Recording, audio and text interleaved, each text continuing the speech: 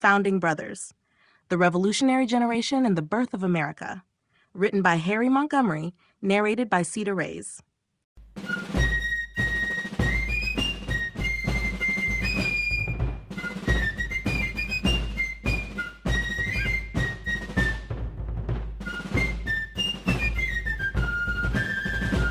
Chapter 1: The Duel.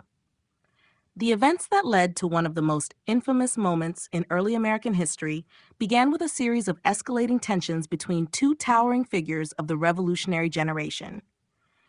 At the heart of this saga were Alexander Hamilton and Aaron Burr, whose personal and political differences culminated in a duel that would forever change the course of their lives and the nation. The rivalry between these men had been simmering beneath the surface for years, driven by conflicting visions of America's future and a deeply personal sense of pride and honor. As the nation struggled to define itself, the intensity of political passions mirrored the violence that would erupt on a fateful morning along the banks of the Hudson River. Hamilton, a key architect in establishing the new republic's financial system and a fervent advocate for a strong central government, had found himself at odds with the more cautious and opportunistic Burr. Their interactions were marked by fiery debates and personal insults, each encounter stoking the flames of discord. This tension reached its climax when a series of statements and challenges, amplified by the politically charged atmosphere of the day, left little room for reconciliation. In the culture of honor that prevailed at the time, retreating or appearing weak was not an option, and thus the challenge to a duel was seen as an unavoidable, albeit tragic, path to vindication. On that brisk morning, amid a landscape still haunted by the memories of revolution and laden with the promise of a new beginning, both men prepared to face each other under strict codes of conduct. The duel was not just a matter of personal honor. It was emblematic of the turbulent and often dangerous era in which the young nation was emerging. Both Hamilton and Burr had built their reputations on bold and decisive actions, but neither had fully anticipated that this final confrontation would signify the end of Hamilton's storied career and, in many ways, alter the destiny of American politics. As the pistols were raised and the moments ticked by in a silent testament to the gravity of the situation, the duel unfolded in a haze of formality and foreboding. The conventions of the time dictated that each man stand his ground, his fate determined by a matter of seconds, and the unyielding laws of physics as much as by his own resolve. The resulting shot, a blend of precision, chance, and the heavy burden of history, left Hamilton mortally wounded. In that tragic instant, the fabric of early American political life was irrevocably altered, setting in motion a cascade of repercussions that would ripple through generations. The duel became a symbol not only of the personal vendetta between two influential men, but also of the broader conflicts that beset the nation. It encapsulated the volatility of revolutionary ideals clashing with the harsh realities of political ambition. In the aftermath, both men were left to grapple with the consequences of their actions. Hamilton's death ignited debates about honor, leadership, and the very nature of American democracy, while Burr's survival came at the cost of his reputation and political future. Thus, the duel served as a catalyst for introspection among the founding figures, compelling the nascent nation to confront the contradictions inherent in its founding principles. Alexander Hamilton and Aaron Burr's deadly encounter. The confrontation between Alexander Hamilton and Aaron Burr stands as one of the most infamous moments in early American history, symbolizing the intersection of personal enmity and the political volatility that defined the Revolutionary era. Hamilton, a founding architect of the United States financial system and a powerful advocate for strong central governance, had long been recognized as a man of decisive intellect and unyielding conviction. In contrast, Aaron Burr, whose career had been marked by ambition and political maneuvering, was often seen as a cautious and opportunistic operator, Their relationship, steeped in rivalry and mutual suspicion, escalated over time, fueled by personal affronts and ideological differences that ultimately pushed both men toward a fateful confrontation. In the volatile climate of early America, personal honor played a critical role in the public and private lives of the nation's leaders.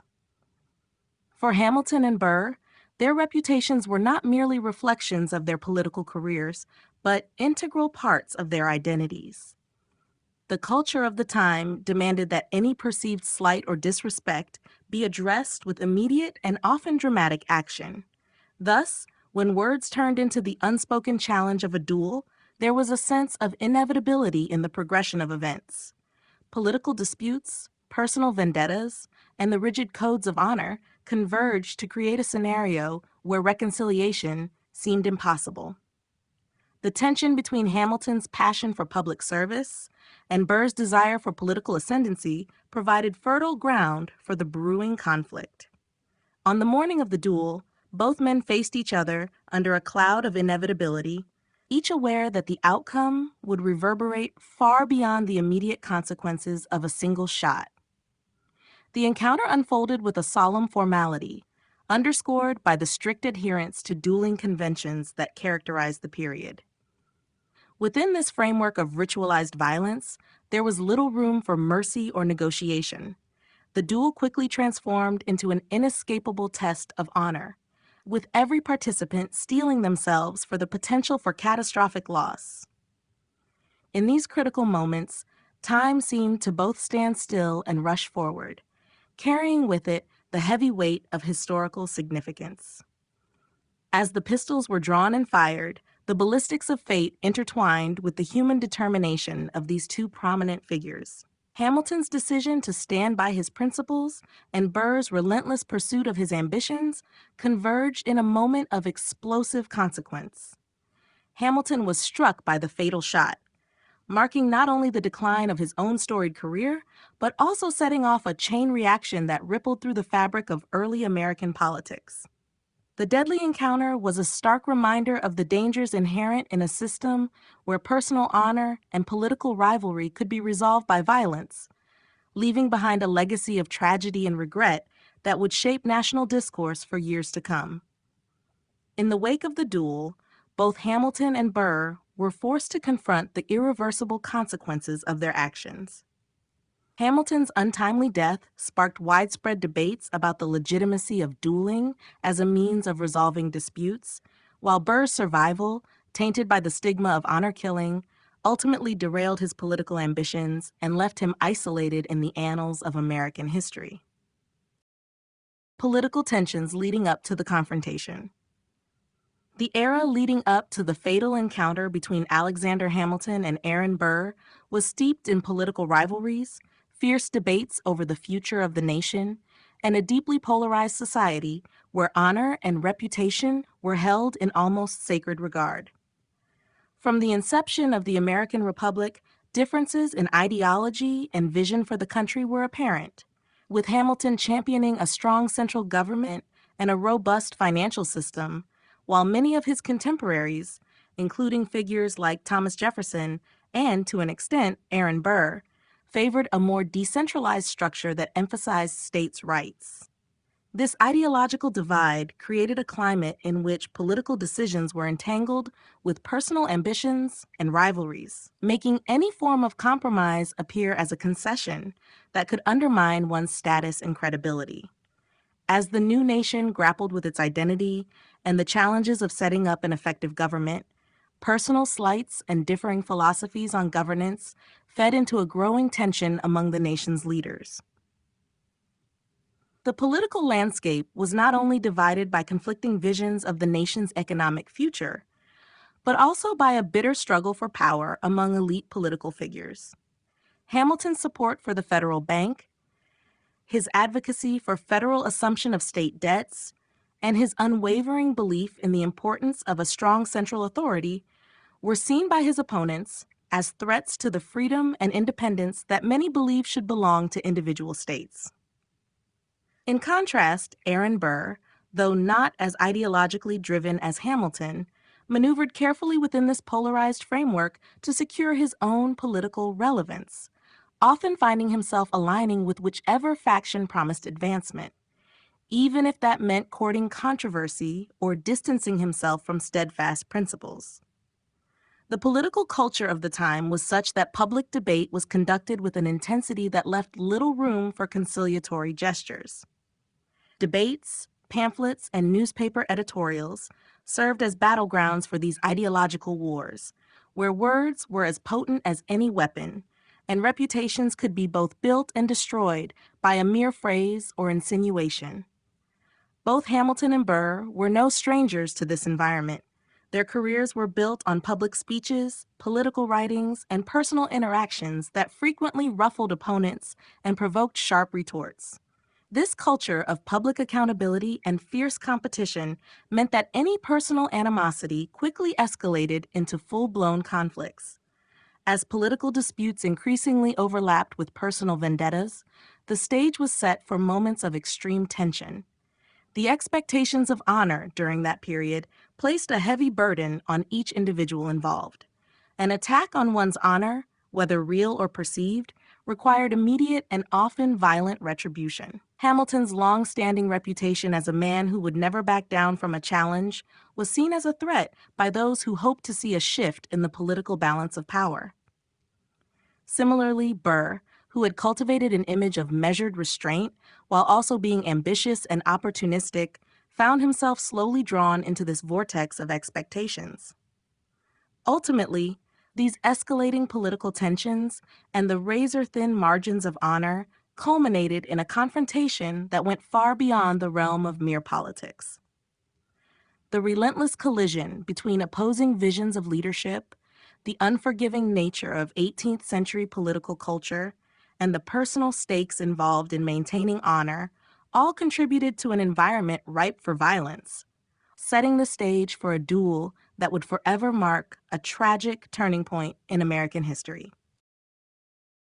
The impact of the duel on national memory. The duel between Alexander Hamilton and Aaron Burr quickly transcended its immediate circumstances to become a powerful symbol etched into the fabric of American national memory. In a time when the newly founded nation was still defining itself, the duel came to represent not only the personal downfall of a celebrated statesman, but also the dangerous interplay of honor, ambition, and politics that characterized early American life. This tragic incident resonated far beyond its immediate repercussions, serving as a cautionary tale about the perils of unchecked passions and the potential for personal grievances to disrupt the collective progress of a nation. In the years following the duel, the incident was imbued with layers of meaning and gradually evolved into a part of the national mythology surrounding the birth of America. The duel came to symbolize the collision between revolutionary ideals and the harsh realities of political infighting. As historians and political commentators examined the event, they saw it as emblematic of the challenges that the fledgling republic would continue to face in reconciling individual ambition with the common good. The dramatic nature of the event, with its strict codes of honor and sudden, irreversible consequences, provided a potent narrative that was easily woven into the broader story of America's struggle to establish a stable and enduring democracy. Over time, the memory of the duel was shaped by a dual legacy. On one side, Hamilton was remembered as a brilliant architect whose contributions to the financial and institutional foundations of the country were monumental. His tragic end served as a reminder of the volatility of human character and the sometimes destructive nature of political rivalries. On the other side, the duel also cast a long shadow on Aaron Burr's career, marking him with a permanent stain that affected his public image and political prospects. This dual remembrance contributed to a national dialogue about the values of honor, legacy, and accountability. Dialogues that continue to echo in political debates even many generations later. As the duel became part of the cultural and historical narrative, it influenced the way Americans viewed not only political conflict, but also the personal responsibilities of leaders. The event underscored the idea that the personal actions of those in power have wide-reaching implications for society at large. It demonstrated that moments of individual conflict, when played out on a public stage, could come to define the character of a nation. For many, the duel was a stark manifestation of the dangers inherent in a system where personal vendettas could escalate into matters of national consequence, serving as a permanent reminder of the fragility of honor and the human cost of political ambition. In the realm of public memory and historical discourse, the duel quickly evolved from a single event into a cultural touchstone. It was frequently referenced in literature, political debates, and educational curricula as a turning point that encapsulated the turbulent spirit of the revolutionary generation. The duel's impact on national memory lay not simply in the loss of a great mind or the tarnishing of a political career, but in its enduring contribution to an ongoing conversation about the ideals and imperfections that continue to shape American identity.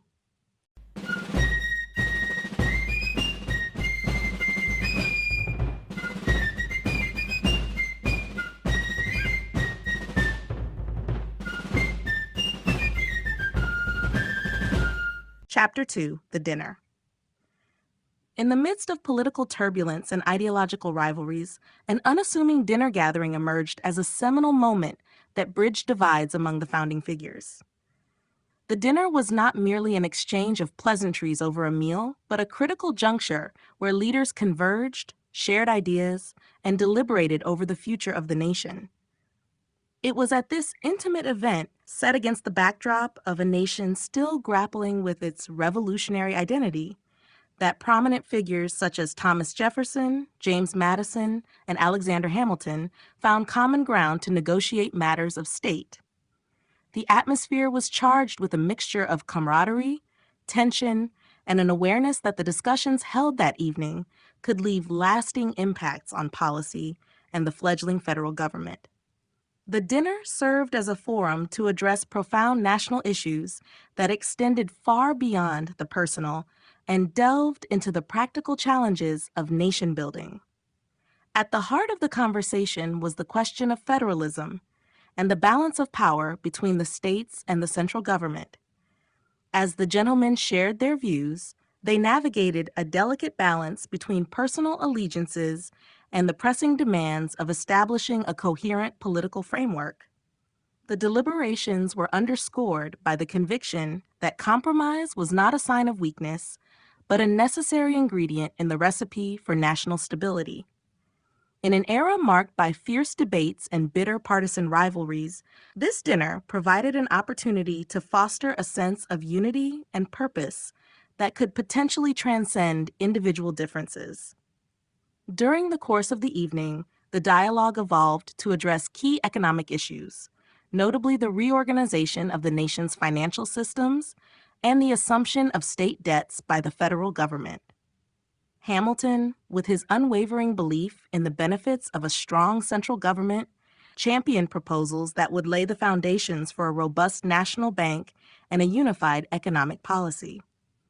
His proposals, however, were met with cautious skepticism by others who feared that excessive centralized control could encroach upon states' rights and individual liberties. The dinner allowed each participant to weigh the merits of different approaches, engaging in a thoughtful negotiation that, despite its inherent tensions, paved the way for eventual compromises that shaped the future of American finance and governance. Moreover, the gathering was emblematic of a broader commitment among the revolutionary leaders to work through their disagreements despite deep-seated personal and ideological differences. It was an acknowledgement that the survival and success of the nation required concessions on both sides, and that collaboration, even in the midst of discord, was essential for progress. The dinner, therefore, became a microcosm of the larger political process that would eventually guide the United States through its formative years. It was a moment when the rivalries and resentments that had defined earlier interactions were momentarily set aside for the sake of national interest. In retrospect, the dinner stands as a testament to the power of dialogue and compromise, amidst a landscape fraught with conflict and uncertainty. The concessions and agreements reached that evening not only helped stabilize a fragile nation, but also underscored the enduring importance of mutual respect and collaborative problem-solving, attributes that continue to resonate in the political and civic life of America. The secret meeting between Jefferson, Madison, and Hamilton. In a time when political alliances were as fluid as the ideals that defined a new nation, a clandestine gathering of three influential figures, Thomas Jefferson, James Madison, and Alexander Hamilton, served as a turning point in the delicate balance between visionary thought and practical governance. Under a veil of secrecy, these leaders, whose public disagreements were well known, convened to discuss the pressing challenges facing the fledgling United States. Their private discourse revealed the intricate layers of compromise required to steer the country through its turbulent birth and underscored the necessity of bridging divergent philosophies for the sake of national unity. The atmosphere in the discreet meeting room was charged with anticipation, as the three men recognized that their conversation would have far-reaching consequences. Each brought to the table a deeply held conviction about the future of the nation. Jefferson, a passionate advocate for agrarian democracy and states' rights, saw the country's promise in decentralized power and local governance. In contrast, Hamilton, with his relentless pursuit of a strong centralized government and economic modernization, envisioned America as a financial powerhouse. Madison, whose political theory sought to balance these competing interests, provided a moderating influence that was crucial to the discussions. Their gathering was not merely about reconciling differences, but about forging a pragmatic path forward that would serve the best interests of the country during an era of uncertainty. The significance of their secret meeting lay in its ability to transcend the confines of partisan rhetoric and personal ambition. It was a deliberate step away from the public debates that often spiraled into bitter confrontations, toward a more nuanced conversation where mutual respect enabled honest discourse. In that secluded setting, long-standing enmities were temporarily set aside as the three men engaged in robust exchanges about the nation's economic framework, issues of federalism, and the scope of individual liberties versus collective responsibilities.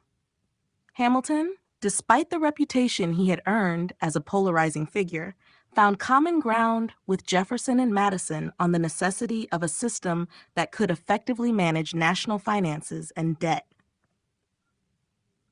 This recognition of shared interests laid the groundwork for compromises that would later shape the political landscape. Furthermore, the private assembly was a testament to the pragmatic approach required during the formative years of the Republic. It underscored the understanding that, although ideological purity was revered in public forums, the survival of the nation depended on the willingness to negotiate and integrate competing visions.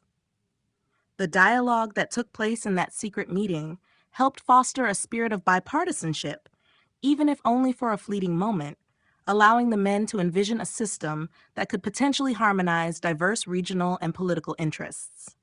This meeting, though shrouded in secrecy at the time, later came to be regarded as a precursor to many of the compromises that defined American governance in its early years. In reflecting on that private conversation, historians see it as a critical juncture where personal ambition, ideological perseverance, and the pragmatism of statecraft converged. The meeting exemplified the delicate art of negotiation among individuals whose every public word had contributed to a polarized climate.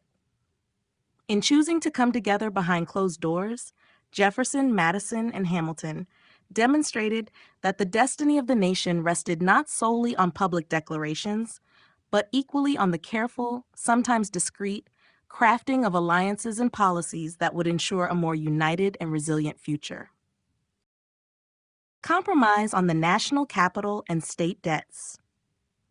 The negotiations over the national capital and state debts were a defining moment in the early history of the United States, revealing both the complexity and the ingenuity of the political process that underpinned the new republic. Leaders found themselves at a crossroads as they struggled to reconcile regional interests, differing economic visions, and the pressing need for a unified national strategy. At the heart of this compromise was the recognition that the future stability of the country depended on reconciling conflicting priorities and constructing a governmental framework that could endure the challenges of a fledgling nation. In the years immediately following the revolution, the burden of state debts presented a formidable challenge for the United States. Each state had accumulated its own debts during the war, and without a coordinated plan to address these financial obligations, the entire economy risked collapse.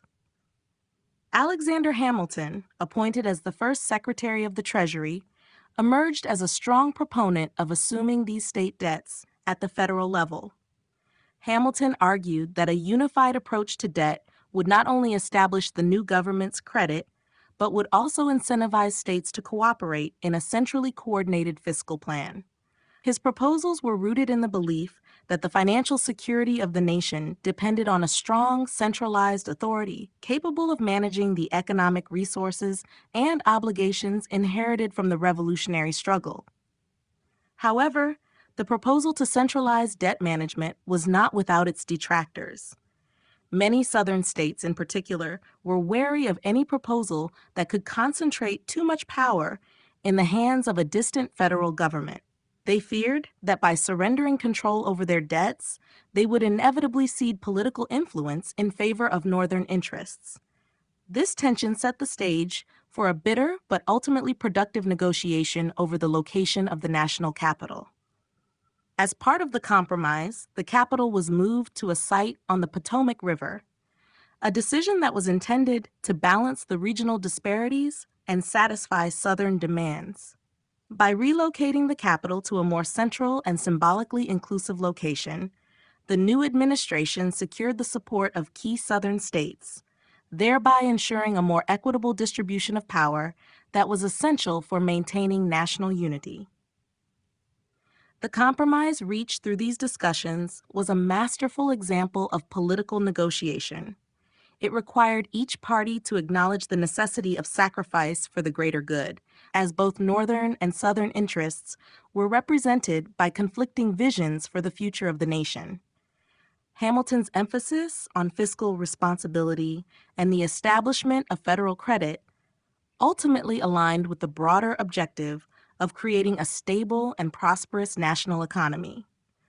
At the same time, the decision regarding the national capital was crafted in a way that recognized and addressed the political anxieties of the Southern states.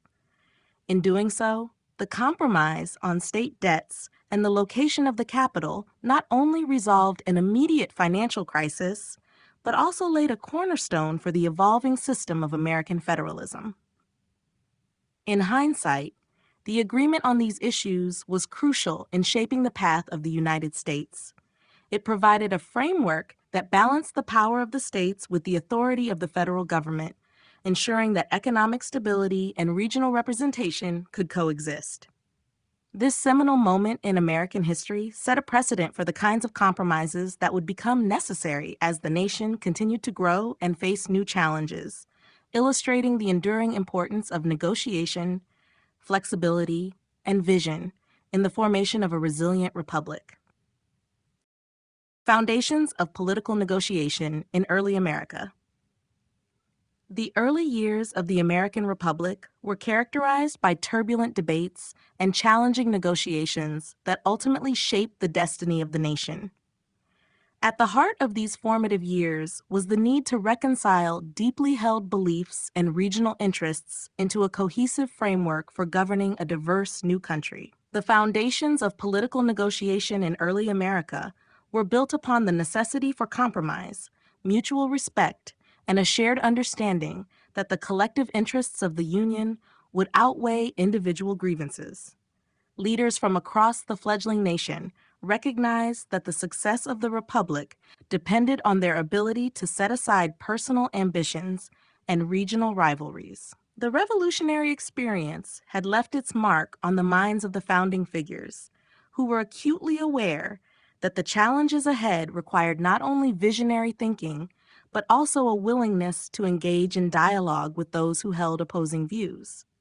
In this environment, negotiation became an essential tool for resolving the conflicts that arose from vastly different economic, political, and social experiences among the colonies. The debates over the structure of government, representation in a national legislature, and the distribution of power between state and federal authorities all underscored the critical role that compromise played in forging a united nation.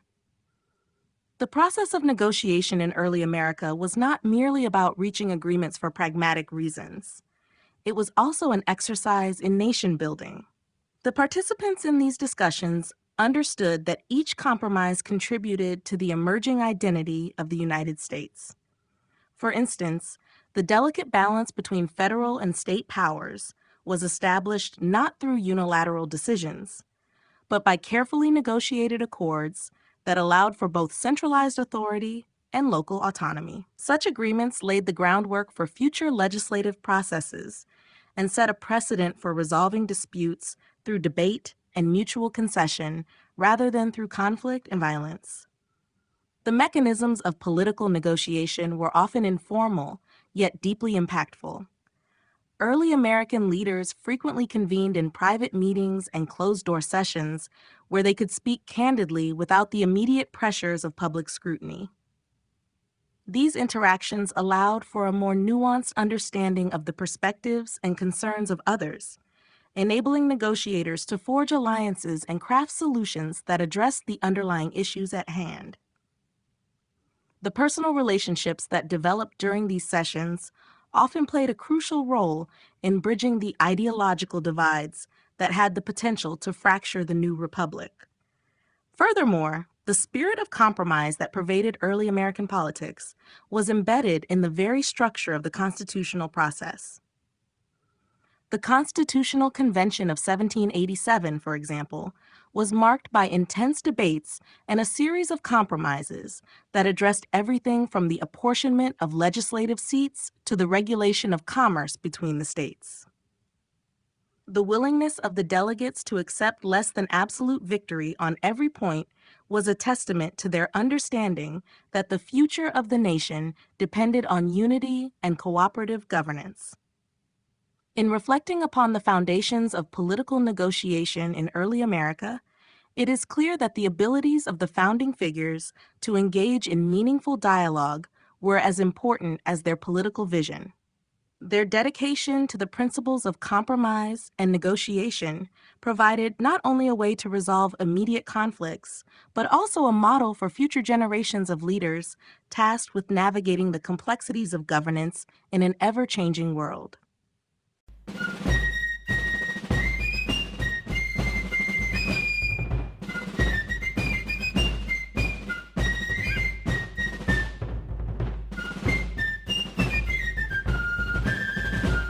Chapter 3: The Silence.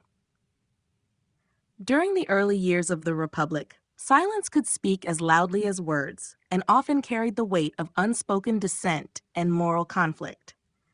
In the midst of impassioned debates over the direction of the nation, silence emerged as a poignant symbol of both resistance and resignation.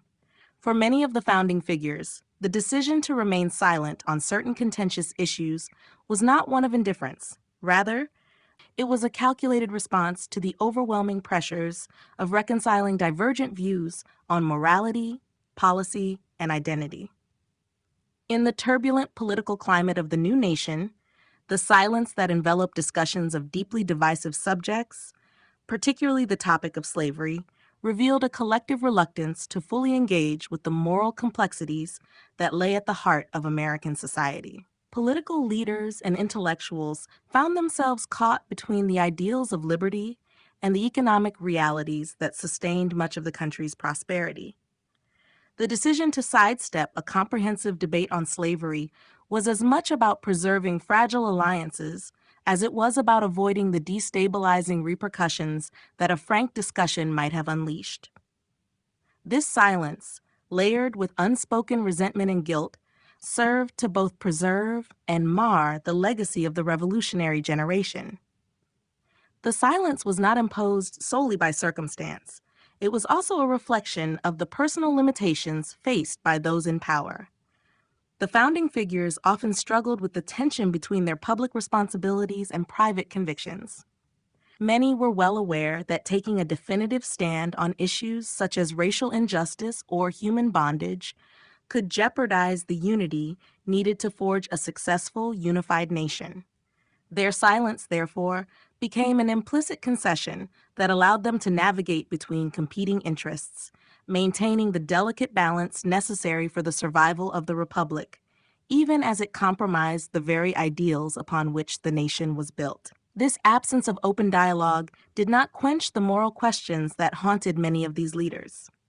Instead, it amplified the internal conflicts and shaped the future contours of American political discourse. Historians have noted that the silence on contentious issues like slavery not only delayed necessary reforms, but also set a precedent for the manner in which subsequent generations would confront or continue to ignore the pressing demands for equality and justice. The reluctance to engage openly with these critical issues left a lasting impact on national memory, casting a long shadow over the early years of American democracy. Moreover, the silence encapsulated the broader struggle to define the identity of a nation in flux. It highlighted the inherent contradictions of a society founded on principles of freedom, while simultaneously tolerating practices that undermined human dignity. This unresolved tension continued to echo throughout the subsequent years of American history, influencing both legal frameworks and cultural narratives. The silence, therefore, was both a protective mechanism and a harbinger of future discord, reflecting the enduring struggle between the lofty aspirations of the American experiment and the pragmatic compromises required by political reality. In the end, the silence was emblematic of the complex process of nation building itself. It illustrated how the interplay between speech and restraint, declaration and omission, shaped the evolving story of a country trying to reconcile its revolutionary dreams with the harsh truths of its time. The silence, while maintaining unity in the short term, left an indelible mark that would challenge future generations to confront and resolve the contradictions inherent in a modern democracy. The national debate over slavery. The national debate over slavery in early America was one of the most profound and polarizing issues to shape the emerging republic. It was a debate fueled by conflicting economic interests, moral quandaries, and differing visions for the future of a nation that prided itself on the ideals of liberty while simultaneously endorsing a system of human bondage. Leaders and citizens alike were caught in a struggle to reconcile these contradictory principles, a challenge that would leave an enduring imprint on the nation's political and cultural landscape.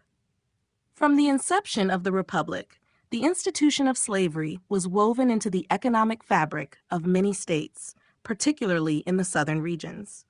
Agricultural prosperity depended heavily on enslaved labor, creating a dependency that complicated any attempt to envision a complete break from the past.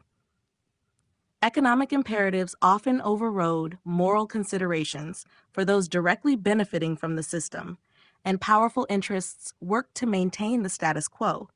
However, this economic rationale collided head-on with Enlightenment ideals of human rights and natural freedom, which were becoming increasingly influential in the political discourse of the time. Advocates for liberty argued that slavery was antithetical to the values on which the nation was founded, while defenders of the institution maintained that it was essential for sustaining regional economies and, by extension, the Union itself. Intellectual and political leaders were deeply divided over the future of slavery, a division that spilled over into debates within the legislature and the public sphere. Some, like certain Northern statesmen, saw the need to gradually abolish the practice through legislative measures or gradual emancipation schemes, believing that the nation could eventually overcome its historical reliance on servitude.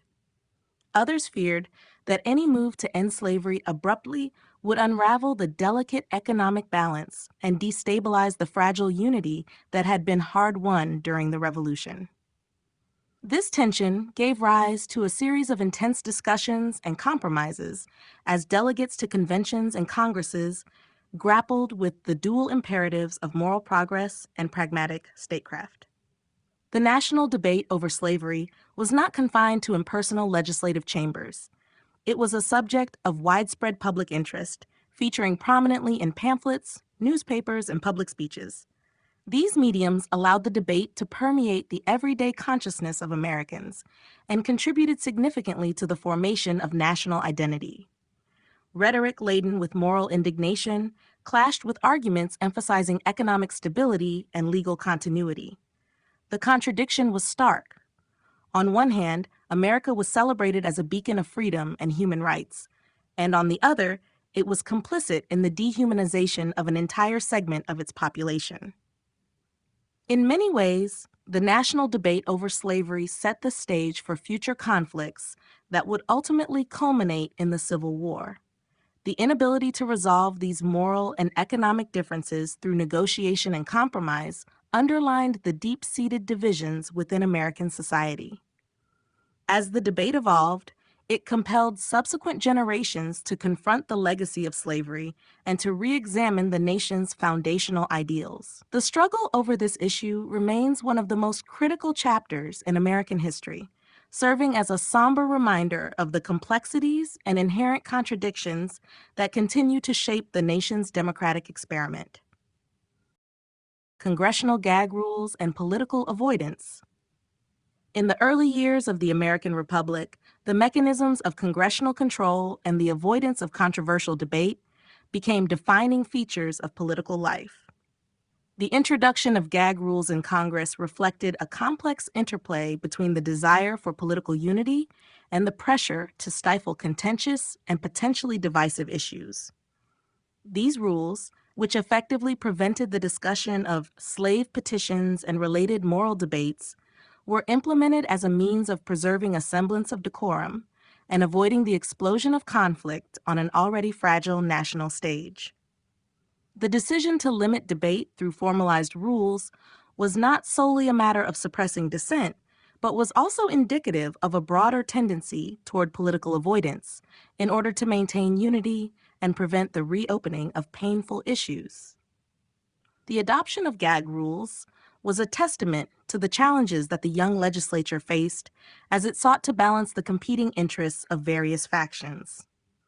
On one hand, there were members who sought to address the deep-seated injustices inherent in the practice of slavery and to use the legislative platform as a means of transformation.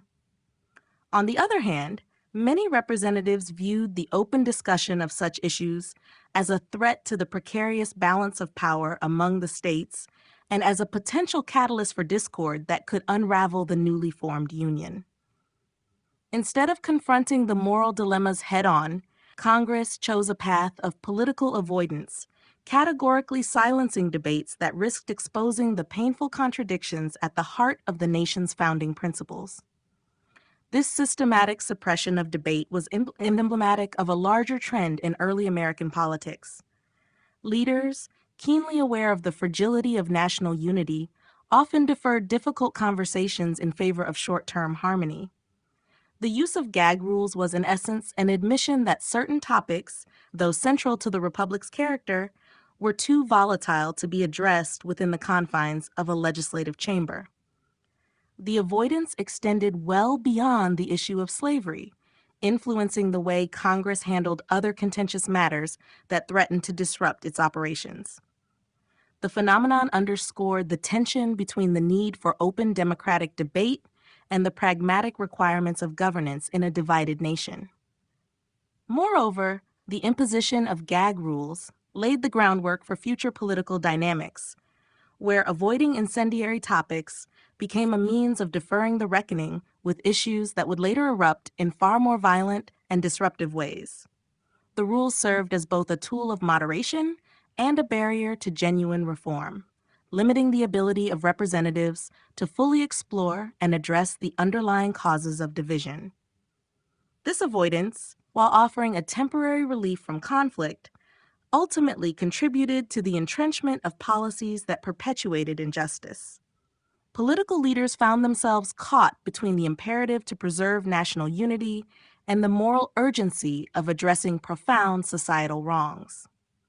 The legacy of congressional gag rules and the culture of political avoidance remains a powerful reminder of the complex interplay between governance, morality, and national identity. By choosing silence over debate, the early republic illuminated both the possibilities and the limitations of legislative power in confronting deeply divisive issues.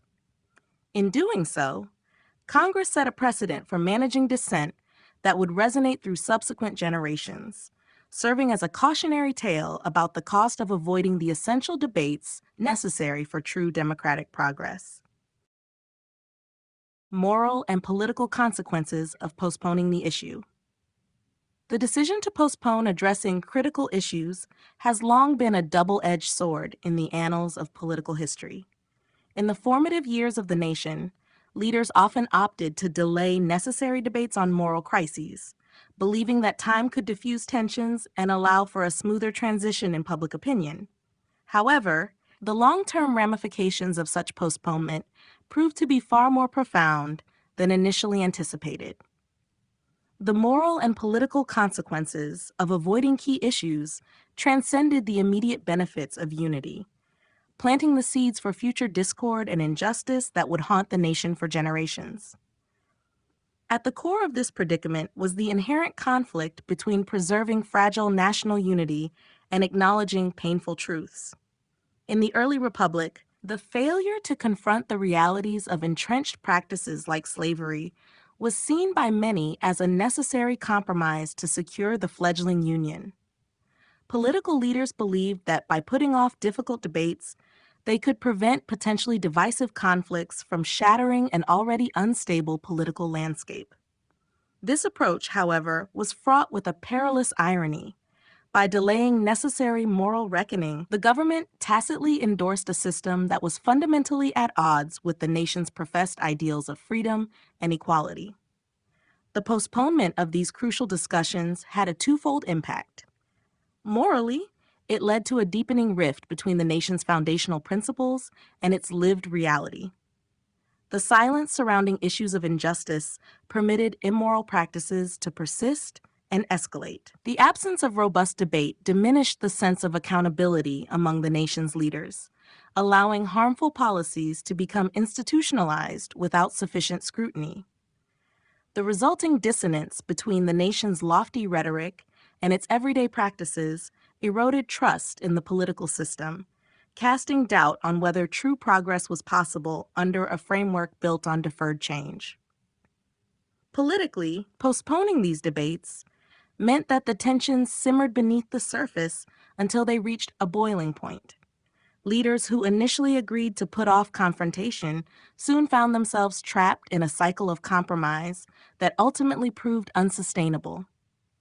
The failure to resolve contentious issues in a timely manner laid the groundwork for entrenched partisan divisions and set a precedent for handling modern conflicts through avoidance rather than direct engagement.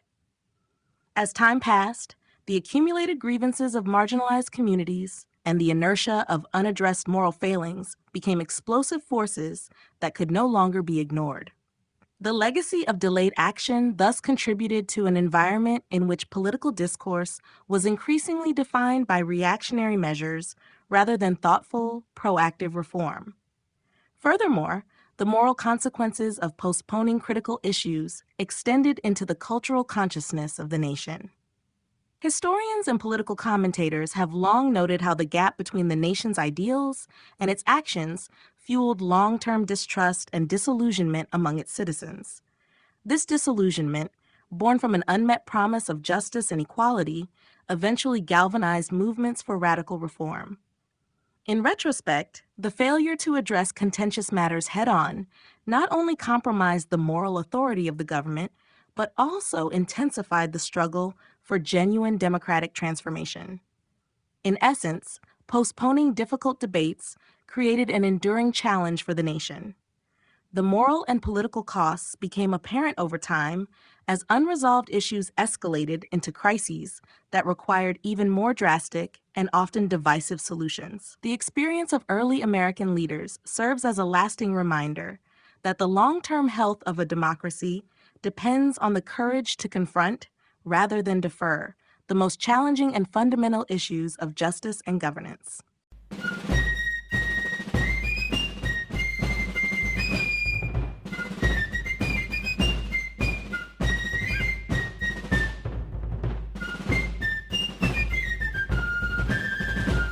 Chapter 4: The Farewell. In the turbulent aftermath of a revolution that redefined the meaning of freedom and statehood, the farewell of one of America's most esteemed leaders marked a poignant turning point in the nation's history. The decision to step down was not merely a personal act of retirement, but a deliberate choice intended to serve as a powerful symbol of democratic principles and the peaceful transition of power. The farewell was imbued with an air of solemnity, as it represented the culmination of a life devoted to public service and the challenging task of navigating the uncharted waters of a nascent republic. As the leader prepared to leave office, the very act of bidding farewell was both a demonstration of humility and a statement of confidence in the enduring strength of the democratic system. The decision to voluntarily relinquish power set a standard for future presidents, establishing an expectation that even those who held the reins of power could step aside for the greater good of the nation. It sent a clear message that the office, and not the individual occupying it, was the true source of authority and legitimacy. In this way, the farewell became a cornerstone of American political tradition, echoing the revolutionary ideals that had set the nation on its path to self-governance. Behind the scene of this historic departure lay a complex interplay of personal sacrifice, political foresight, and a deep-rooted belief in the principles of civic duty. The leader's farewell addressed not only the immediate challenges of the young nation, but also served as a timeless reminder of the responsibilities that come with great power. In his final addresses and letters, there was a persistent emphasis on the need for unity, prudence, and a willingness to engage in the uncomfortable yet necessary debates that define true democratic discourse. These sentiments resonated with citizens who were still grappling with the realities of a nation founded on both lofty ideals and pragmatic compromises. The impact of the farewell reverberated through the corridors of power and the hearts of the populace alike. It reinforced the idea that leadership was not a permanent possession, but a temporary trust bestowed by the people. This perspective, revolutionary in its departure from monarchical traditions, laid the ideological groundwork for a self-correcting system of government in which accountability was paramount. The farewell underscored that the ability to leave power gracefully was as important as the capacity to exercise it wisely, this forging a legacy that would influence generations to come. Moreover, the farewell had a profound effect on the collective memory of the nation. It became a touchstone for discussions about the proper role of government, the importance of personal integrity, and the enduring challenge of balancing individual ambition with public responsibility. In leaving office, the leader not only ensured that his personal legacy would be measured by his contributions rather than by the potential pitfalls of prolonged tenure, but also cemented a fundamental truth about the nature of American democracy, that renewal and change are inherent to the political process. This farewell, marked by both introspection and forward-looking optimism, continues to serve as a symbol of hope and renewal, reminding future leaders and citizens alike that the strength of a republic lies in its capacity for change and its unwavering commitment to the principles upon which it was founded. George Washington's decision to step down. George Washington's decision to voluntarily step down from power at the conclusion of his second term remains one of the most celebrated acts of leadership in American history. This measured choice, made in a time when lifetime rule was the norm in many parts of the world, set a precedent that would echo through the centuries and help define the character of the American Republic. Washington, cognizant of the dangers of centralized power, believed that the success and longevity of the nation depended on the clear separation between the office and the individual who held it. By stepping down, he underscored the principle that leadership was a public trust and not a personal legacy to be monopolized, thereby affirming the revolutionary ideals that had fueled the nation's struggle for independence. From the very outset of his presidency, Washington was keenly aware of the immense responsibilities that came with leading a nascent nation through a fragile period of state building and international negotiation. His decision to step down was not an act of weakness nor a retreat in the face of adversity. Rather, it was a deliberate and visionary move intended to stabilize American democracy by preventing the concentration of power in the hands of a single individual. This principle of peaceful transition of power contrasted sharply with the prevailing monarchical traditions of the time and served as a vital reassurance to a people wary of potential tyranny. Washington's readiness to relinquish authority demonstrated the rare quality of self-discipline and personal sacrifice, qualities that not only forged his reputation as a man of integrity, but also established a foundational aspect of American governance. The public reaction to Washington's departure was one of both admiration and relief. His exit was seen as a final, resolute statement that the office of the president was not a throne to be occupied indefinitely, but a position of service that required renewal and accountability.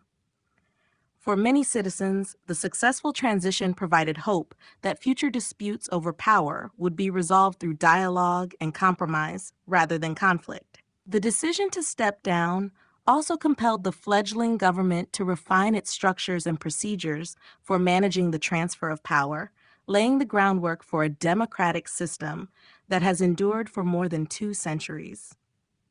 In making this momentous decision, Washington inadvertently set an ethical standard for the nation's leaders. He proved that the willingness to relinquish power was as crucial a component of effective leadership as was the ability to govern. His choice emphasized the importance of the republic over the personal ambitions of its leaders, and became a touchstone for the emerging political culture. Washington's decision not only diminished the risk of a personality cult developing around the office, but also paved the way for a truly participatory form of government where the future was always open to new leadership. His departure from office remains a masterful lesson in the responsible exercise of authority, illustrating that the health of a democracy depends on the courage to make decisions that favor the collective good over individual legacy. This commitment to principle over power continues to inspire leaders around the world, serving as a reminder that true greatness in public service is measured not by the duration of tenure, but by the willingness to act in the interests of the nation at large. Key messages from his farewell address. George Washington's farewell address remains one of the most influential documents in American political history, articulating a series of key messages designed to safeguard the young republic and guide its future leaders. In his parting words, Washington underscored the critical importance of national unity, warning against the dangers of political factionalism and sectionalism, which could undermine the collective strength that had made the country possible. He believed that the survival of the nation depended on a unified spirit and a willingness to work together despite diverse opinions and regional interests, a message that resonated deeply in a time when personal ambitions and emerging party politics began to strain the bonds of the Union. Washington also stressed the need for a balanced and restrained approach to foreign alliances. He advised that the United States should avoid entangling alliances that might drag the nation into unnecessary conflicts. Instead, he encouraged a policy of neutrality, which would enable the country to develop its own identity and pursue its interests independently. This council was based on the recognition that alliances, while sometimes beneficial, carried the risk of compromising national sovereignty and diverting attention away from the critical task of nation building. By advocating for measured foreign policy, Washington aimed to secure a stable foundation from which future generations could build without being entangled in the disputes and rivalries of established powers. Another central theme in the farewell address was the principle of fiscal responsibility. Washington warned that national debts must be managed wisely and that excessive borrowing could be detrimental to the republic's long-term stability. His advice to carefully scrutinize government expenditures and prioritize sound financial management was intended to prevent the kind of economic instability that could arise from reckless fiscal policies. This warning remains pertinent today as it underscores the timeless nature of prudent financial governance and the responsibilities of government leaders to future generations. Furthermore, Washington cautioned against the rise of partisan politics and the undue influence of sectional interests. He observed that deep divisions could lead to a fragmentation of the political system and erode the common good. By urging Americans to place national interests above local or party loyalties, he hoped to foster a political culture based on consensus and cooperation rather than rivalry and conflict. This message of unity was not merely idealistic. It was a practical strategy for preserving the fragile experiment in democratic governance that the nation embodied. Washington's insights into the corrosive effects of political polarization continue to be echoed by those who study and cherish the principles of a united republic. Finally, Washington's farewell address reminded the nation of the sacred responsibility of its citizens to uphold the Constitution and the rule of law. He emphasized that the strength and longevity of the republic depended on the moral character of its people and the integrity of its institutions. His call to remain vigilant in the defense of democratic values underscored a trust in the enduring nature of the American experiment. As subsequent generations have faced numerous challenges and transformations, these key messages, the need for unity, prudence in foreign policy, fiscal discipline, avoidance of factionalism, and a steadfast commitment to constitutional principles, continue to serve as cornerstones of American political thought and practice. Public reaction and legacy of his departure. George Washington's decision to leave office resonated powerfully across the fabric of a young nation, evoking reactions that spanned admiration, relief, and a recognition of his profound impact on the evolving democratic experiment. The public response to his departure was immediate and multifaceted, marked by a shared sense of gratitude for his leadership and a cautious optimism about the future of a republic that had been shaped by his personal example. Many citizens saw his step down as a rare act of selflessness, a deliberate relinquishment of power that set him apart from the authoritarian rulers of the past. It underscored a pivotal moment when the office of the president was clearly delineated from personal authority, instilling in the populace the belief that no individual was indispensable to the nation's continued existence. In newspapers and public discourses of the era, Washington's farewell was celebrated as a defining moment of civic virtue and integrity. His decision was described not as an abdication of responsibility, but rather as an essential contribution to the consolidation of American democracy. Citizens, inspired by his example, began to internalize the notion that true leadership is best measured by the willingness to serve without seeking personal enrichment or perpetual tenure. This sentiment bolstered a sense of collective identity among Americans, reinforcing the idea that the Republic was a public institution rather than a personal dominion of any one leader. The legacy of Washington's departure extended beyond the immediate public reaction, as historians and political thinkers came to regard his decision as a cornerstone of modern democratic practice. His choice to step aside paved the way for the peaceful transfer of power, a principle that would later become a defining characteristic of the American political system. By voluntarily leaving office, Washington not only forestalled the potential emergence of a presidency that relied on personal loyalty or military strength, but he also set a high standard for the conduct of subsequent leaders.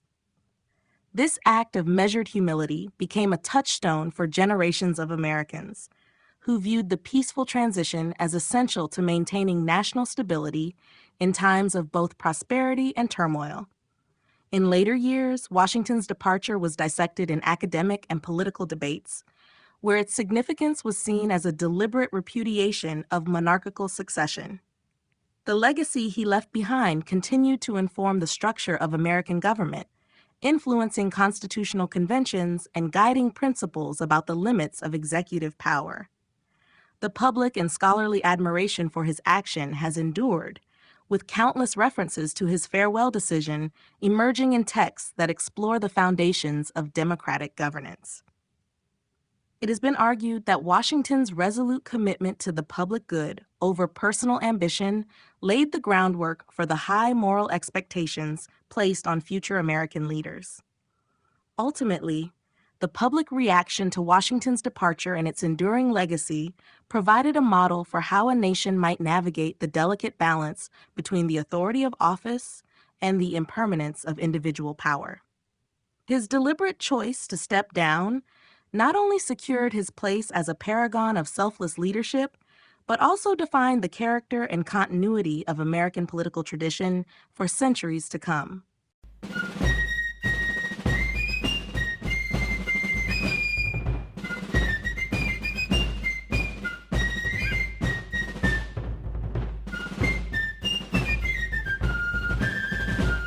Chapter 5: The Collaborators.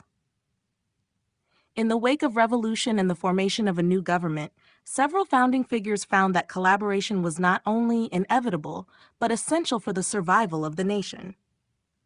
Among these partnerships, the early alliance between John Adams and Thomas Jefferson stands out as a testament to the power of shared ideals and the willingness to work together in the midst of divergent perspectives. Both men possessed a deep commitment to the revolutionary cause, and even though their political paths would eventually diverge, their initial collaboration helped lay the groundwork for diplomatic success and the consolidation of a fledgling republic.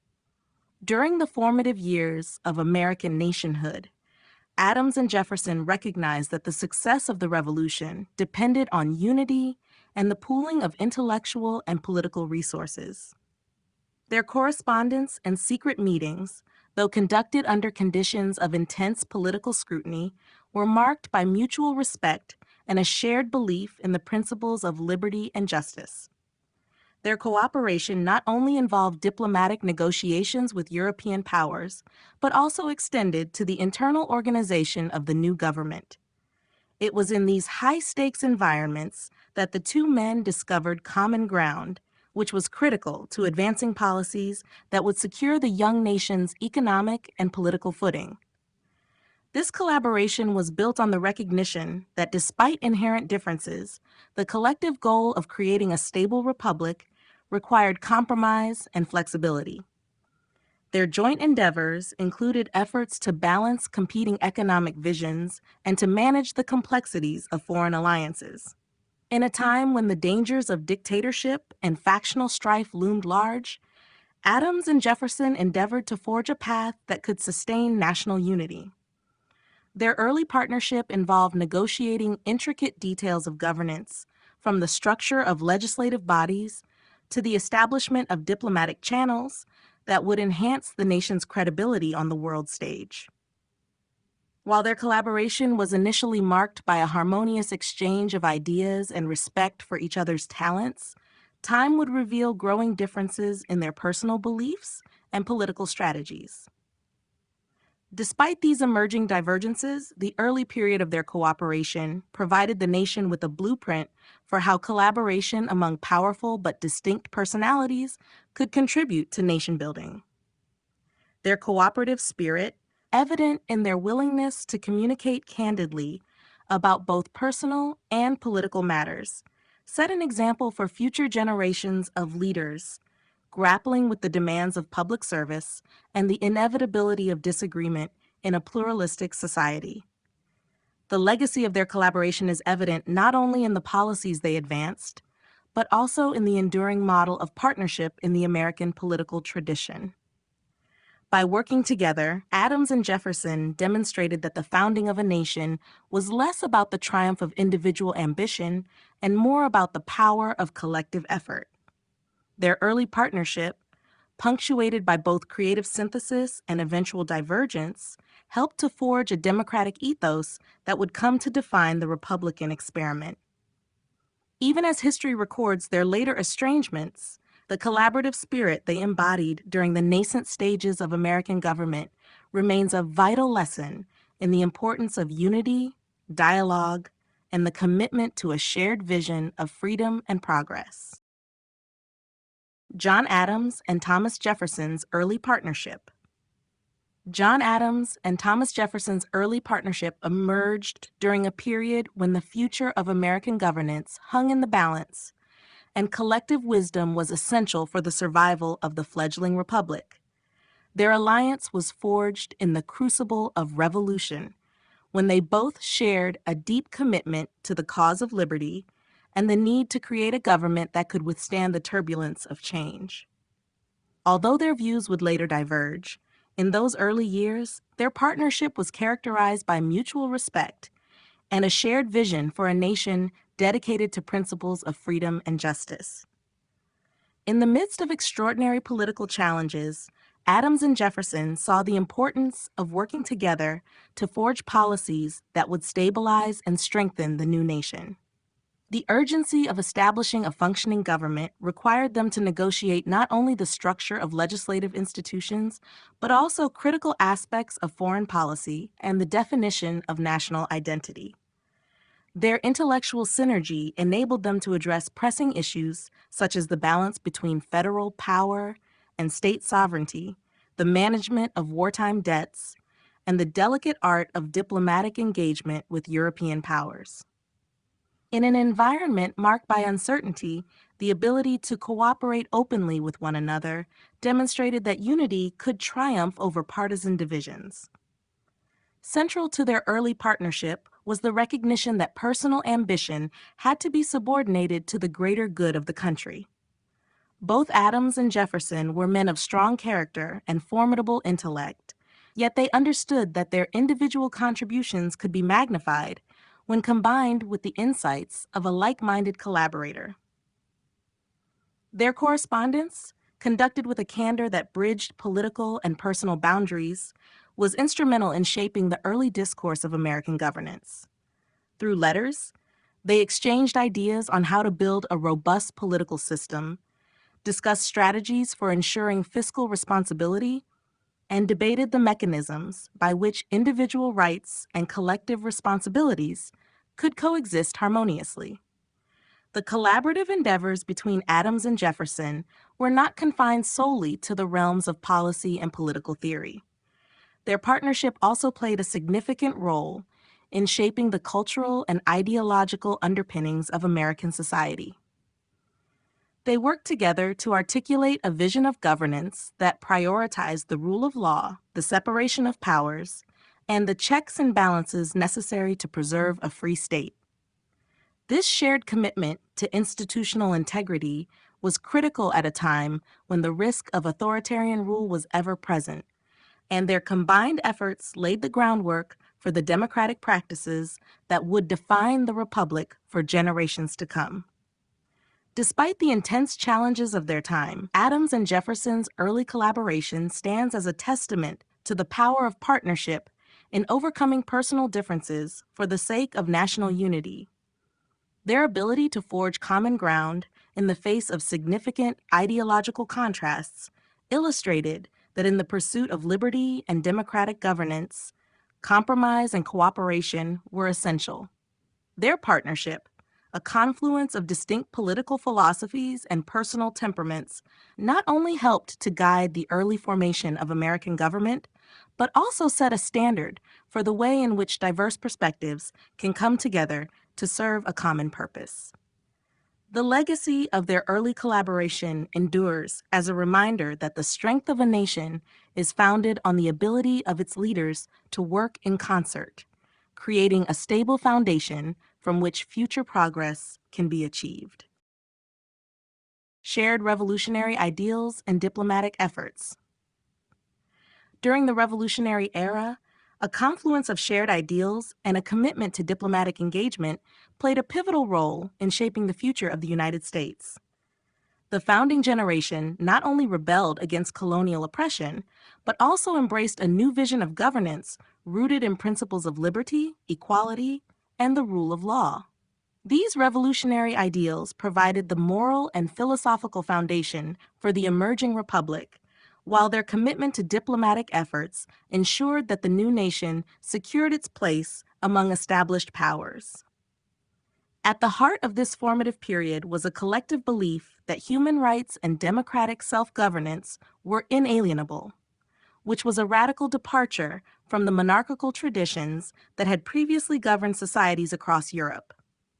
The revolutionary ethos stressed the importance of individual freedoms and the capacity of self-ruled communities to shape their own destinies.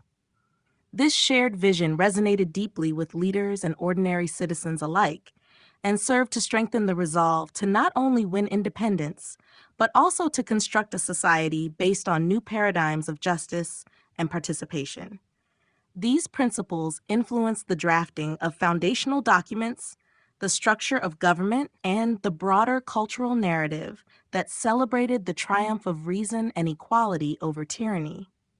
The diplomatic efforts undertaken during and after the revolutionary struggle were equally significant in establishing the American nation. Faced with the realities of an international landscape dominated by powerful and experienced European states, the founders understood that achieving political independence on the battlefield was only one part of a larger process. Diplomatic engagements were crucial for securing recognition, forming alliances, and procuring necessary financial and military support. Ambassadors were dispatched to key capitals, negotiations were conducted with European powers, and treaties were forged to secure vital commercial and military advantages. These efforts not only legitimized the new government in the eyes of the world, but also helped shape its future foreign policy, which would be guided by a pragmatic understanding of national interest, balanced against the revolutionary commitment to freedom and self-determination. This dual emphasis on ideological purity and realistic diplomacy created a dynamic interplay between the nation's internal aspirations and its external relations. Leaders such as Benjamin Franklin, Thomas Jefferson, and John Adams were central figures in this process, utilizing their considerable skill in rhetoric and negotiation to secure favorable terms for their country. Their diplomatic successes, whether in negotiating alliances with France or in defending American interests in Europe, underscored the importance of achieving a balance between maintaining revolutionary fervor and engaging constructively with the international community. Furthermore, these shared revolutionary ideals and diplomatic achievements established enduring precedents in governance and international relations. The emphasis on universal principles of justice and the practical application of negotiations became hallmarks of American political culture.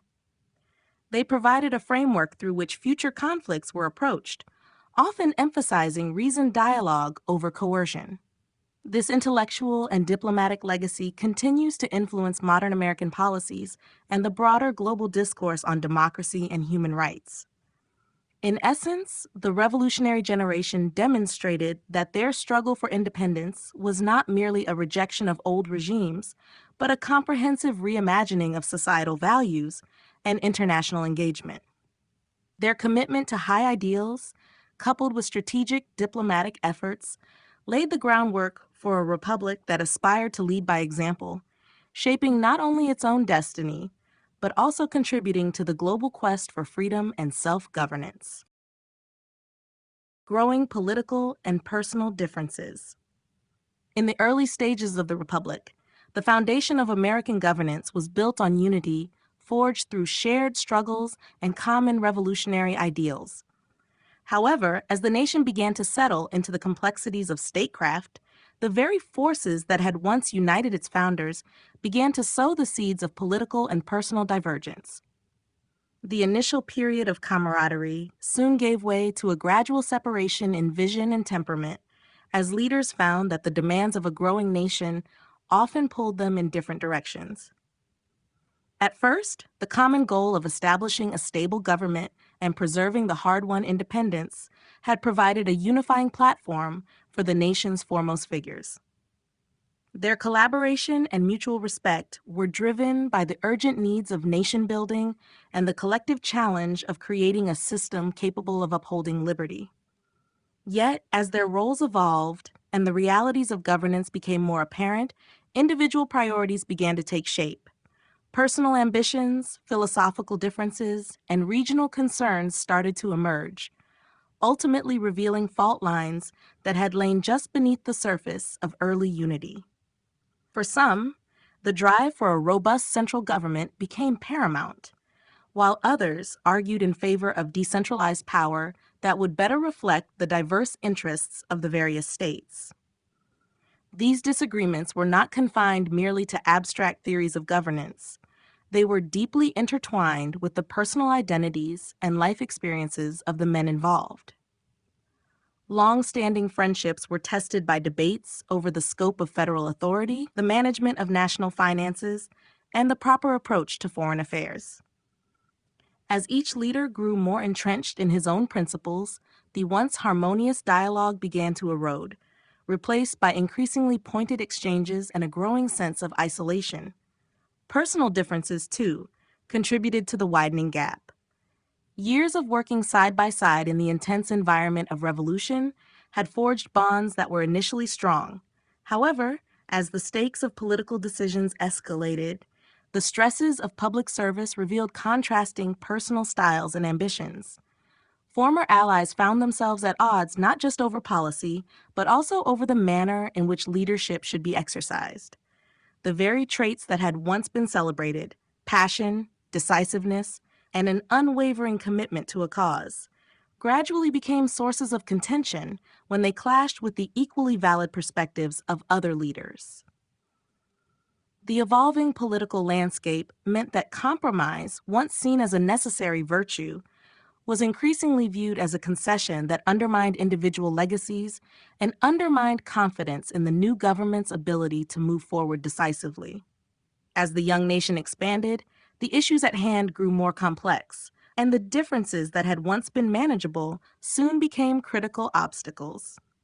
The negotiations that had been effective in uniting the revolutionaries could no longer conceal the profound and often irreconcilable divides that had developed.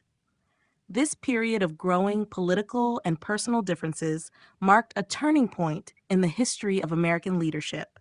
It underscored the fact that the process of building a nation was a dynamic and, at times, turbulent journey. The challenges of reconciling varying visions and temperaments were not simply a temporary byproduct of post-revolutionary fervor. They were a fundamental aspect of the democratic experiment, setting the stage for centuries of ongoing debate about the nature and direction of American society. In the end, the evolution from unity to division revealed both the strengths and the vulnerabilities of a system predicated on individual leadership and collective responsibility. The growing differences that emerged among the nation's early leaders would leave an indelible mark on the character of American democracy, shaping its evolution and influencing the balance between consensus and dissent in the years to come.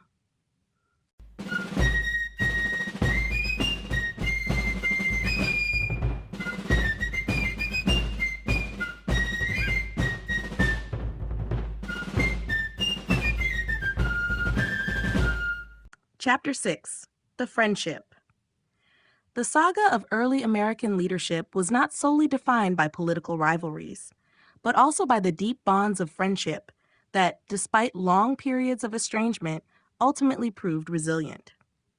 One of the most compelling illustrations of this dynamic is found in the later years of John Adams and Thomas Jefferson, whose relationship evolved from a contentious exchange of ideas during the Revolution into a rich and complex friendship that provided solace and perspective during the turbulent years of nation building. After decades of political differences and personal distance, the eventual reconciliation between these two founding figures became a testament to the enduring power of mutual respect and shared ideals. In the wake of their earlier disagreements, Adams and Jefferson experienced a period marked by silence and estrangement. The ideological battles that once defined their public confrontations gave way to quiet introspection as the personal costs of rivalry became evident. Yet the bond forged in the fires of revolution and the shared commitment to the principles of liberty could not be easily severed. Over time, each began to reflect on the profound contributions that the other had made to the birth and survival of a nation, and the seeds of reconciliation were quietly sown through the exchange of letters.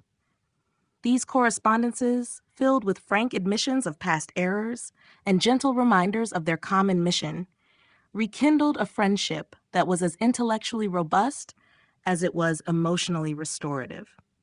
Their renewed closeness was not simply a return to the camaraderie of earlier years, but rather an evolution into a relationship that transcended the political fray. In their later writings, Adams and Jefferson delved into discussions on philosophy, governance, and the nature of human existence, engaging in a dialogue that was reflective, measured, and steeped in the wisdom acquired through years of public service and personal contemplation. Through these exchanges, both men came to appreciate the complexities of leadership and the burdens of decision-making, realizing that even the greatest minds must sometimes set aside pride for the sake of enduring friendship. Their letters revealed not only an intellectual kinship, but also a mutual acknowledgement of the personal sacrifices required for the development of a democratic state. The symbolism of their reconciliation was further magnified by the tragic timing of their deaths, which occurred on the same historic day in 1826, the 50th anniversary of the Declaration of Independence.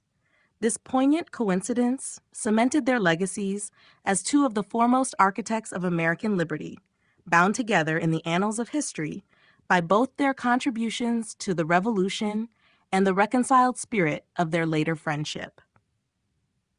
The legacy of their relationship endures as a reminder that the strength of a nation is built not only on shared political victories, but also on the capacity for forgiveness and human connection.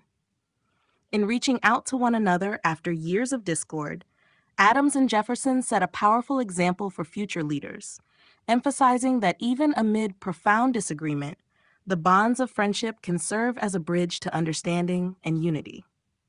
Their story remains a moving chapter in the narrative of the American experiment, underlining the belief that true leadership involves the courage to overcome personal differences and forge lasting ties in the pursuit of a common, noble purpose. The long silence and eventual reconciliation between Adams and Jefferson. During the early decades of the American Republic, John Adams and Thomas Jefferson emerged as towering figures whose dynamic partnership played a pivotal role in shaping the nation. Their early collaboration in the cause of independence was marked by passionate debates and unwavering commitment to revolutionary ideals. However, as political challenges evolved and personal ambitions took different paths, the initial spark that united them gradually faded into a long silence, characterized by estrangement and differing visions for the country. For many years, the once vibrant exchange between Adams and Jefferson was replaced by distance and muted interactions. The public arena had witnessed fervent debates that underscored their intellectual prowess. Yet behind closed doors, a growing chasm of ideological differences and contrasting personal temperaments began to emerge.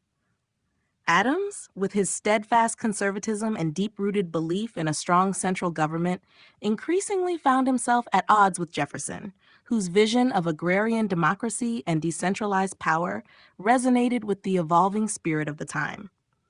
Their disagreement was not a mere clash of policy ideas. It was a profound divergence in personal convictions that led to an extended period of silence between the two men, during which each pursued separate paths in their political and personal lives.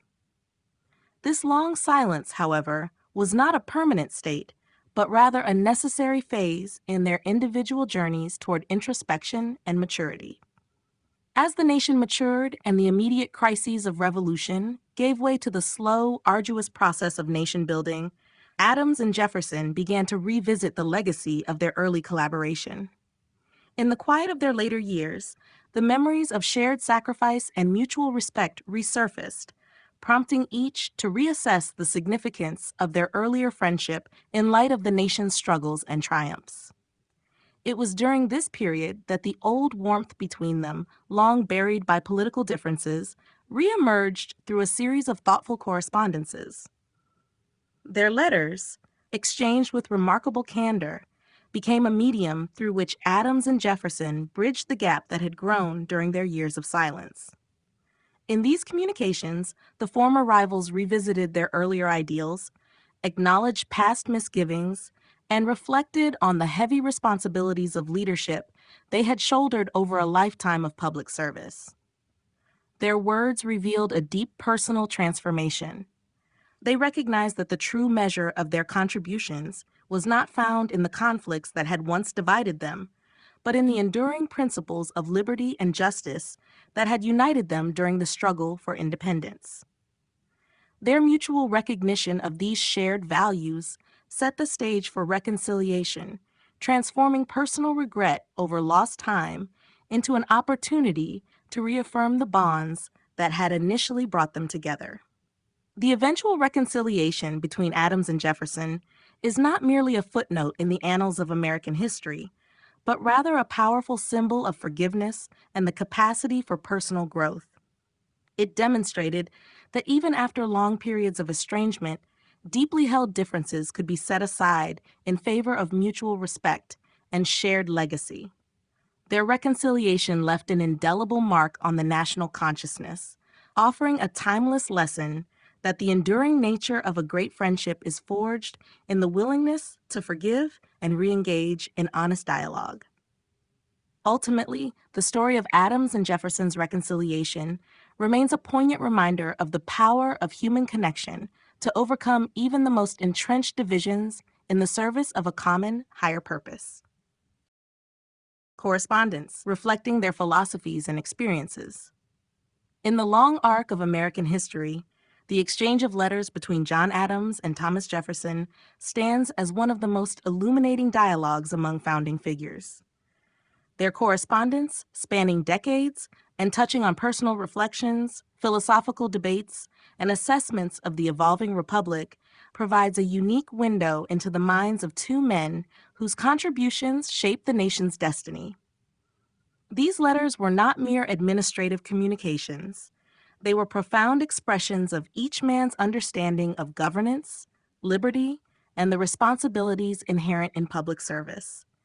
Their written exchanges reveal how deeply both Adams and Jefferson were molded by the revolutionary experience, yet also how each diverged in interpreting its lessons. Adams's letters consistently reflect his belief in order, justice, and the need for a strong central government as the backbone of national stability. He argued that the preservation of liberty required robust institutions and a careful balance between freedom and authority. In his writings, Adams often stressed that the rule of law and a principled approach to governance were essential for maintaining order in a nation born out of chaos. His reflections betray a cautious pragmatism, informed by personal experiences during a time when the fledgling republic faced myriad challenges from both internal divisions and external threats. In contrast, Jefferson's correspondence exudes an unyielding optimism about the power of the individual and the promise of agrarian democracy. Jefferson championed the idea that natural rights and personal liberty should be the guiding principles of government.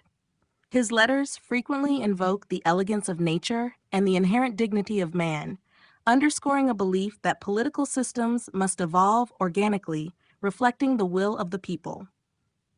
While he supported the practical necessity of organized government, Jefferson's philosophy was imbued with a profound idealism that saw the pursuit of happiness and the freedom to pursue it as the highest human aspirations. His correspondence is marked by eloquent passages that articulate his vision of a society built on equality, reason, and an enduring commitment to the Enlightenment ideals. Despite the significant philosophical differences, the mutual respect evident in their letters suggests that both Adams and Jefferson recognized the complementary aspects of their beliefs.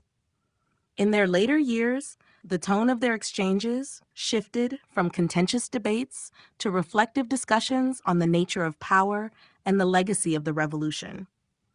They recounted past experiences with nostalgia and acknowledged the hardships they had endured, as well as the lessons learned from the turbulent early days of nationhood. Their letters became a medium of both reconciliation and intellectual synthesis, where each could express admiration for the other's contributions to the American experiment. Moreover, the correspondence between Adams and Jefferson stands as a testament to the enduring power of open dialogue in bridging ideological divides. Through frank discussions about the successes and failures of the fledgling government, they dissected complex political dilemmas and even revisited errors from their youth with a sense of humility and wisdom that comes with age. Their letters, filled with insights on the balance between passion and rational governance, continue to be celebrated not only as historical documents, but as enduring philosophical treatises that urge modern readers to consider the intricate interplay between individual virtue, civic duty, and the larger project of national self-determination. Symbolism of their deaths on July 4, 1826. The fact that both John Adams and Thomas Jefferson, two towering figures of the American Revolution and early Republic, died on the same day, July 4, 1826, has long fascinated historians and citizens alike. Their passing on the 50th anniversary of the Declaration of Independence imbued their deaths with a remarkable symbolism, suggesting that their lives were inextricably linked to the birth and destiny of a nation founded on the ideals of liberty and self-government. It is as if their final moments were destined to coincide with a day when the nation's founding principles were celebrated, encapsulating their lifelong commitment to the Revolution and to the American experiment.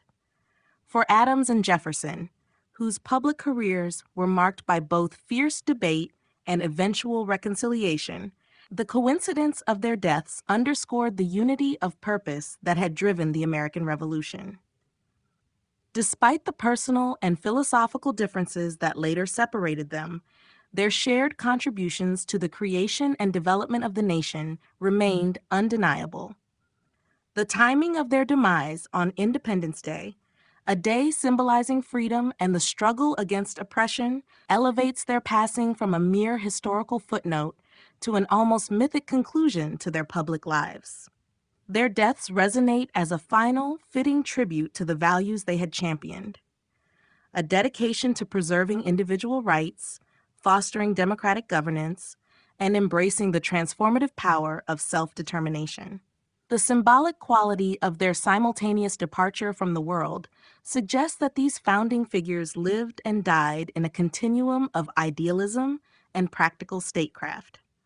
Their legacy is not just measured by the policies they endorsed or the conflicts they navigated, but by the enduring belief in the principles that shaped America. The convergence of their deaths on a day that celebrates the nation's rebirth imbues the event with a sense of poetic closure. It is as if the timing itself was a reminder that Adams and Jefferson were as integral to the founding of America as the date inscribed on its most cherished document. Their lives, beginning with revolutionary fervor and ending on Independence Day, serve as a powerful narrative about the cyclical nature of sacrifice, renewal, and the continual pursuit of an ever-evolving ideal. Beyond the realm of politics and governance, the deaths of Adams and Jefferson on July 4, 1826, have transcended their historical context to become part of American folklore. Their simultaneous passing has been portrayed as a divine sign or a destined culmination of a shared mission to secure freedom for future generations. This symbolism has inspired countless reflections and debates about the nature of destiny in a nation built on principles that eschew hereditary power in favor of merit and collective identity. In some interpretations, it even suggests that the spirit of independence was so deeply interwoven with their beings that they could not depart separately from the very day that symbolized their achievements. Ultimately, the symbolism of Adams and Jefferson, dying on July 4, 1826, cast their lives and legacies in a timeless light, uniting the lofty ideals of the past with the hopes of the future. Their simultaneous departure on such a symbolically charged day serves as an enduring reminder of the profound costs and transcendent rewards of the struggle for liberty, a struggle that continues to define and inspire the American narrative. You have been listening to Founding Brothers, The Revolutionary Generation and the Birth of America, written by Harry Montgomery, narrated by Cedar Reyes.